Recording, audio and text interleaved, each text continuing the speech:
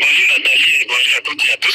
Soyez le bienvenu, vous nous appelez de Doba, au Tchad, ça se trouve dans la région du Logone oriental. Vous vouliez revenir, Nimir, sur cette toute première rencontre entre Ali Bongo et sa mère, Patience Dabani, depuis le coup d'État du 30 août au Gabon. On vous écoute.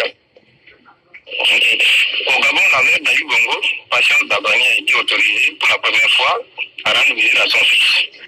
Alors madame, j'aimerais savoir pourquoi les autorités de transition qui le visaient initialement pour visite à l'ancien président ont changé d'avis. Alors c'est en ligne de Libreville, Yves-Laurent Goma, notre correspondant, qui va vous répondre tout de suite. Bonjour Yves-Laurent. Bonjour Nathalie. Alors pour quelle raison Ali Bongo a-t-il été autorisé au bout de quelques mois à recevoir la visite de sa mère alors que jusqu'ici ça lui avait été refusé? Oui, bon, voilà, donc disons que pour rectifier un peu, Ali Bongo avait quand même droit à certaines visites.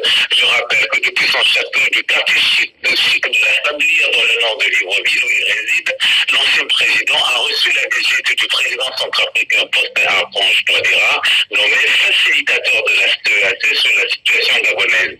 Il y a eu aussi la rencontre avec Patricia Scotland, qui est secrétaire générale du Commonwealth ou encore d'un émissaire de l'Union africaine. Si ces personnalités ont en effet eu le droit de rencontrer Ali Bongo, ce n'était pas forcément le cas pour certains membres de sa famille, savoir Patience Dabani notamment. C'est ça, c'est-à-dire que certaines visites étaient autorisées, mais pas celle de sa mère. Donc cette rencontre, Yves Laurent, a finalement eu lieu. On peut dire que les autorités ont changé d'avis, comme le dit Nimir. Oui, ça n'a pas été facile pour Patience Dabani. Deux actions fortes ont permis de fléchir la position des militaires certainement. Depuis décembre, Patience Dabani a laissé circuler sur les réseaux sociaux une vidéo d'elle faisant le siège devant la résidence de son fils. La vidéo a ému les Gabonais. Sentant que les militaires ne bougeaient pas, Patience Dabani a diffusé au milieu du mois de décembre des audios dans lesquels elle n'était pas tendre avec le président de la transition, Brice Clotaire Oligui. Elle a utilisé un langage vulgaire, insultant, avant d'exiger de faire valoir son droit d'être à côté de son fils, largement commenté. Ces audios ont aussi tourné en boucle sur les réseaux sociaux. Finalement, à la veille de Noël, donc, elle a enfin été autorisée de rencontrer son fils Ali Bongo. Alors oui, on peut dire donc qu'elle a mené une sorte de campagne sur les réseaux sociaux pour avoir accès à son fils. Nimir, vous aviez deux autres questions pour Yves-Laurent Gomin, allez-y.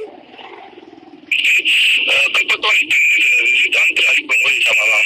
Et enfin, cette visite indique-t-elle un approchement des conditions de résidence d'Ali Bongo? Alors Yves Laurent, la rencontre elle-même, on en a vu en réalité que quelques secondes diffusées précisément sur les réseaux sociaux. Qu'est-ce qu'on en retient? En tout cas, vous l'avez dit, pas très grand-chose. La vidéo a été très courte, 17 secondes seulement. On y voit Ali Bongo marcher sans sa canne, embrasser sa mère et surtout Patience Dabani très excitée de revoir son fils. Les rencontres entre les deux étaient très rares depuis l'accident vasculaire cérébral AVC dont Ali Bongo était victime en octobre 2018. Il se disait que l'ancienne première dame, Sylvia Bongo, n'appréciait pas sa belle-mère. Après la rencontre, Patience Dabani n'a pas publiquement communiqué. Qu'est-ce que cette rencontre nous indique, Yves Laurent, pour la suite? Est-ce que ça signifie que les conditions de résidence d'Ali Bongo vont être assouplies? On ne saurait le dire, le dispositif sécuritaire actuel devant la résidence d'Ali Bongo est le même que celui qu'on observait lorsqu'il était au pouvoir.